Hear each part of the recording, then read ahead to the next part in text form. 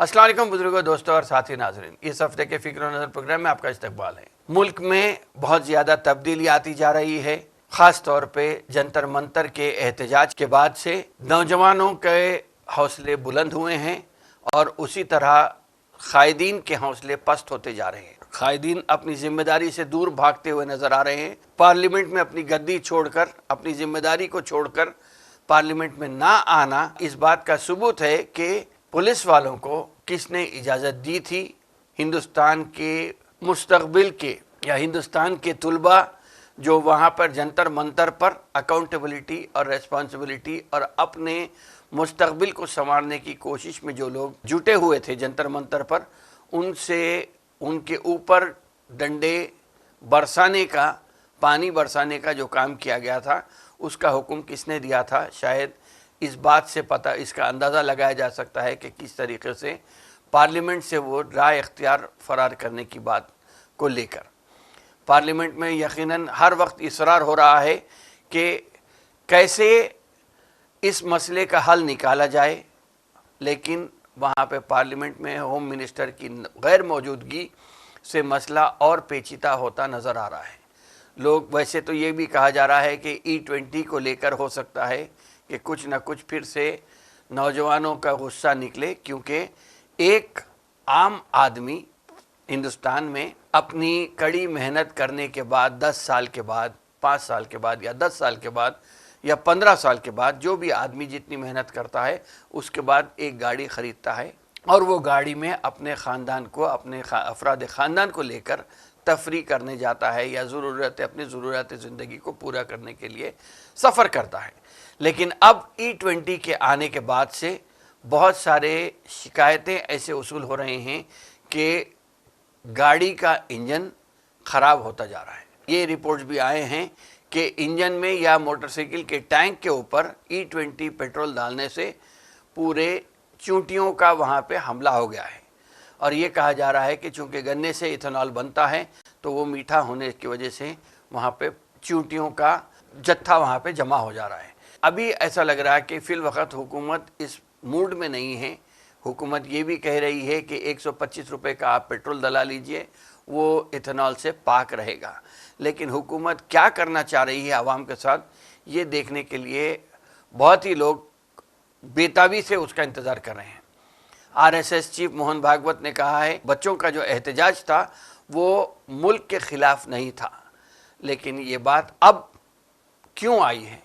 पहले भी ये बात आ सकती थी, लेकिन अब ये बात आने से इस बात का खुला वाज़ेह इशारा ये हो गया है कि क्या RSS भी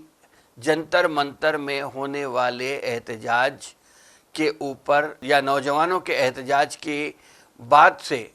वो रज़ामंद है और शायद क्या वो अमित शाह को भेजने की तैयारी कर रही है। ये हो सकता है कि अमित शाह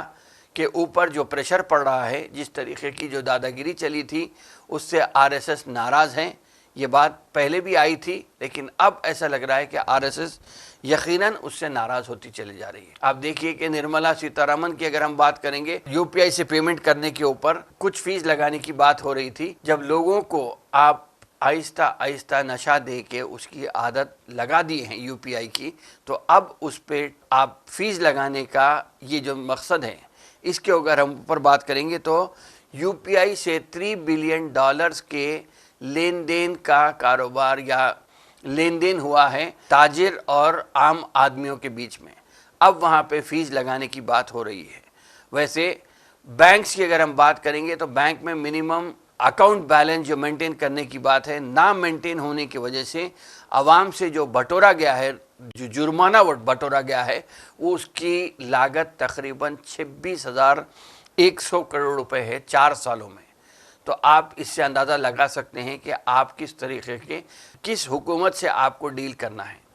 वैसे देखा गया तो 2 करोड़ लोग नौकरियों की बात हुई थी, लेकिन अब 2 करोड़ लोग नौकरी नहीं मिल रही है और लोगों में एक किस्म से हर साल 1 करोड़ लोग तालीम याफ्ता होकर बाहर निकलने के बावजूद भी उन्हें नौकरी ना मिलना, एक तो ये तबका है जो जिसे नौकरी नहीं मिल रही है। शायद इसीलिए वो अंधभक्त बन के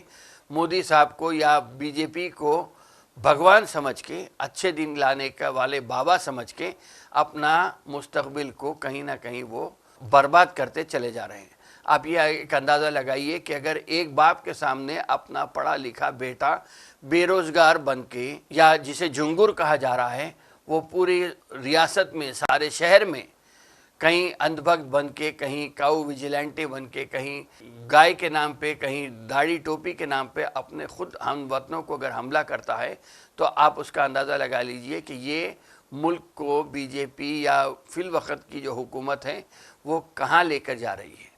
अंग्रेज़ आए थे हिंदुस्तान में, जब अंग्रेज़ आए थे तो उन्होंने हिंदू मुसलमान को लड़ाया था, वहाँ लड़ा के राज किया था। लेकिन अब ऐसा लग रहा है कि बीजेपी भी वही सिंह पे गामजन है और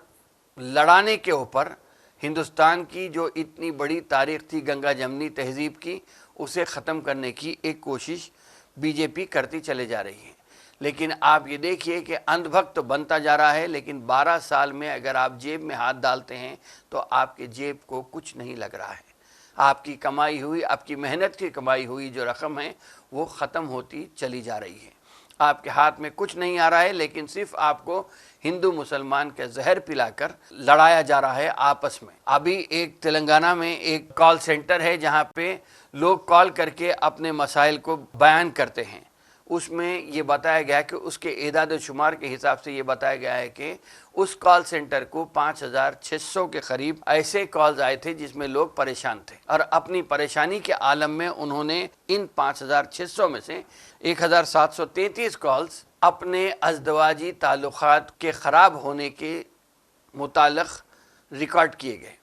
इसके बाद दूसरा नंबर जो था वो फाइनेंशियल डिस्ट्रेस का था, जहाँ पे आप कमाने के बावजूद भी आपकी कमाई में बरकत का ना होना। आपकी कमाई अगर 100 रुपये हैं तो आपका ख़र्चा 120 या 125 रुपये होता चला जा रहा है, जिसकी वजह से वो लोग क़र्ज़ के दलदल में फंसते हुए नज़र आ रहे हैं। लोगों को अगर अपनी ज़रूरत ज़िंदगी तो चल जा रही है, लेकिन अगर किसी वक्त पे किसी एमरजेंसी में रकम की ज़रूरत पड़ती है तो उसे घर का सोना बेचकर उस ज़रूरत की तकमील करना पड़ रहा है। अभी हालात ऐसे ख़राब होते नज़र आ रहे हैं जहाँ पे लोग काफ़ी हद तक परेशान हैं, और वो ये इस बात को सोचने के लिए अभी अंधभक्त सोचना नहीं चाह रहा है, लेकिन बहुत सारी आबादी ये सोचने पे रजामंद हो गई है कि अब नहीं चलने वाला है। नारे, अच्छे दिन का नारा हो या किसी और चीज़ का नारा हो, ये अब ख़त्म होता नज़र आ रहा है। लोग ये समझ रहे हैं कि हिंदुस्तान में मुसलमान को मारकर, मुसलमान से लड़कर, या दलित को मारकर, दलित से लड़कर यहाँ पे अमन व सुकून पा सकते हैं। अपने अंदरूनी खलफशार को कम करने के लिए आप अगर कुछ भी कर लें, हिंदुस्तान से मुसलमान ना जाएगा ना दलित जाने वाला है। ये लोग यहीं रहेंगे, आपको रहना भी है तो इन्हीं के साथ रहना है। अब आपको ये सोचना है कि मंदिर में आपको आने से रोकने वाले तबके के साथ आपको जाना है, या आपको जिस तरह 12 साल पहले जैसा मिलजुल के रहा करते थे उसी तरह अपनी ज़िंदगी गुजारना है। अगर अपनी ज़िंदगी गुजारना है तो अब सोचने समझने के लिए मैं समझता हूँ कि नफ़रत को ख़त्म करके मोहब्बत की दुकान खोलना है, और जेनज़ी ने जो रास्ता बताया है उसमें ये सोच के चलना है कि हिंदू, मुसलमान, सिख, ईसाई आपस में हैं भाई भाई, और ये सोच के अगर हम आगे बढ़ते हैं तो ना कोई दलित रहेगा, ना कोई पिछड़ा रहेगा, ना कोई मुसलमान रहेगा, ना कोई हिंदू रहेगा। सब हिंदुस्तानी बन जाएंगे और वही काम करेंगे जो जंतर मंतर में हुआ था, ताकि फिर से हम हमारे पुराने हिंदुस्तान में लौट के जा सकते हैं, जहाँ पे सब अमन और सुकून के साथ अपनी ज़िंदगी गुजार सकते थे। इफ़रात ज़र के मामले में हो, पेट्रोल के मामले में हो, या किसी और मामले में हो, लोगों को जिस तरीके से बेवकूफ़ बनाया जा रहा है, उसे अब वक्त आ चुका है कि आपको सोचना है कि आपको क्या करना है। आप अपने मुस्तकबिल के खुद ज़िम्मेदार हैं। आप सियासी लोगों पे भरोसा करने के बजाय आप अपने बेहतरी या अपने बेहतर रास्ते का इंतखाब कीजिए, और वहीं पे आपकी अच्छे दिन की शुरुआत हो सकती है। वरना सिर्फ जुमलेबाजी में 12 साल आपके निकल गए हैं। बेहतर यह है कि आप अपने अगले 12 साल को بہتر بنانے کے لیے ابھی سے کمر کس لیں اور آہستہ آہستہ آگے بڑھیں تاکہ آپ اچھے ہندوستان کو